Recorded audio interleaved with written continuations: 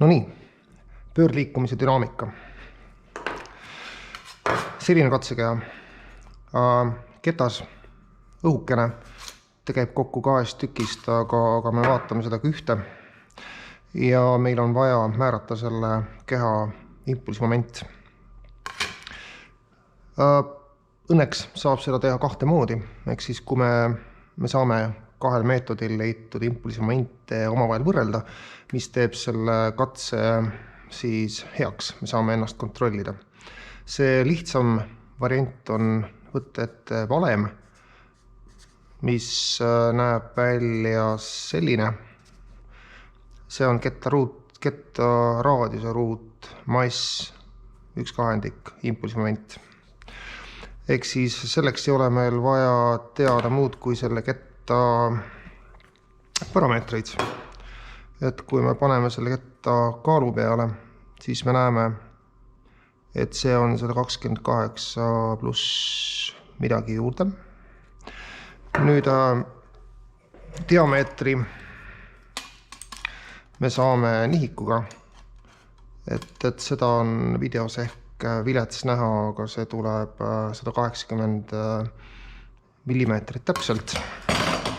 Ehk siis me saime, et meie mass on siis 120, mis ta nüüd oli? 128,01. Ja meie raadius tuli siis 180 millimeetrit. Ja saab rehkendada. Ehk siis siin ei anna väga midagi valesti minna, see tuleb välja. Nüüd teine meetod on siis läbi mingisuguse liikumise, seda sama parameetrit mõõta.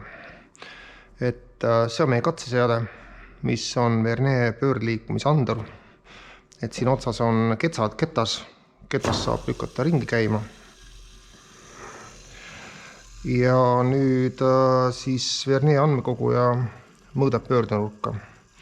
Ja kuna ta juba teab pöördenurka, siis ta põhimõtteliselt saab teada ka selle siis kiirust ja kiirendust, nurkkiirust ja nurkkiirendust.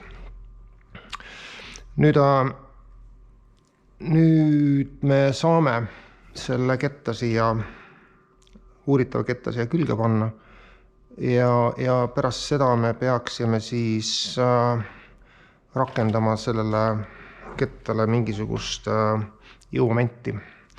Ja see jõumoment, rakendatav jõumoment siis annab meile märku, et milline on selle ketta siis impulsimoment. Nüüd, mida me teeme, on see, et see on meie katsekeha. Et seda on meil pärast, mitte katsekeha, vaid raskus, et seda massi on meil pärast niikuinii tarvis. Siis me mõõdame selle kohe ära, mis tuleb meil 50,11 grammi. Nii. Ja katse ise näeb välja siis selline. Nüüd keeruline koht selle asja juures on see, et ma pean selle nööri siia külge saama. See nöör ei lähe mitte välimise raadiuse peale, vaid sinna kusagile taha. Siis ma kerin selle nööri siia peale.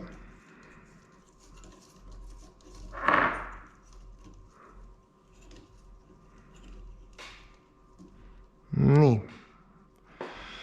Tekib meil selline olukord. Ja nüüd, kui ma lasen sellel siit minna, kõikumine ei ole arvatavasti hea, siis ta kukub alla.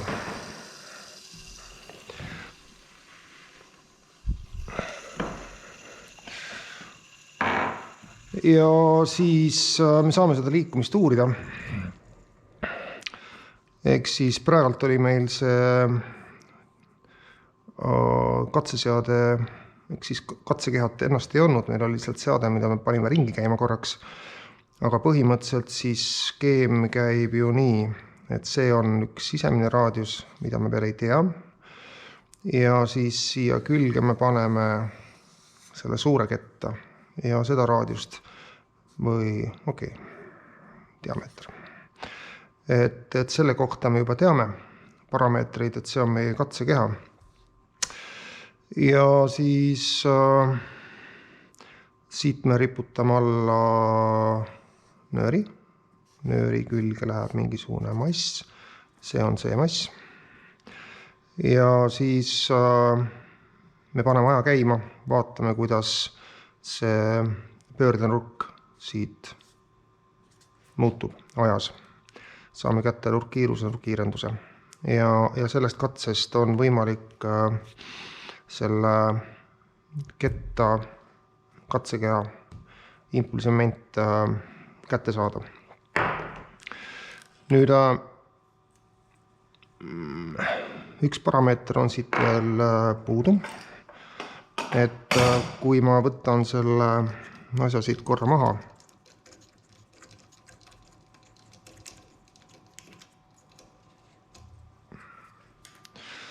ja vaatan, mis toimub siis siin vahepeal taga, siis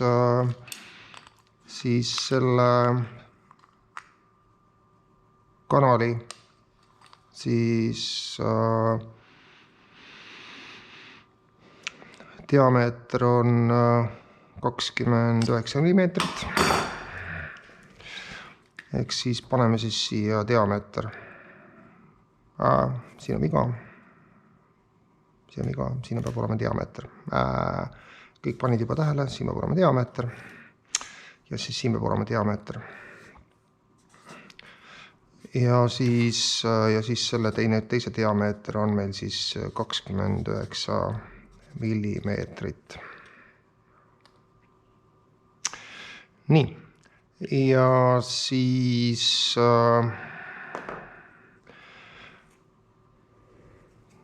tegelikult ongi meil kõik jupid olemas. Nüüd ma tahaksin veel siin mainida ja järele proovida 2 asja, mis on meie ettevalmistavad eksperimendid. Et esimene on see, et sellel äkki see liikumissensor on üsna hea. See on kuullaagrite peal siis, või selle pöördeliikumise sensoril, siis siin ikkagi mingisugune hõõrdetakistus on. Ja ehk siis see pöörlemine siin pika peale vaibub. Ja me tegelikult peaksime olema kindlad, et kas ja mil viisil see meie katset mõjutab. Et teine lugu on see ketas ise, mida me kasutame siis kinnitamiseks, nii nööri kinnitamiseks kui selle ketta kinnitamiseks, et ka sellel on mingisugune impulsimoment. Ja see võib olla pillilõhki ajamine, aga põhimõtteliselt me peaksime olema kindlad, et ka sellega on kõik korras, et see ei mõjuta meie katse tulemust. Ja siis ma lihtsalt teen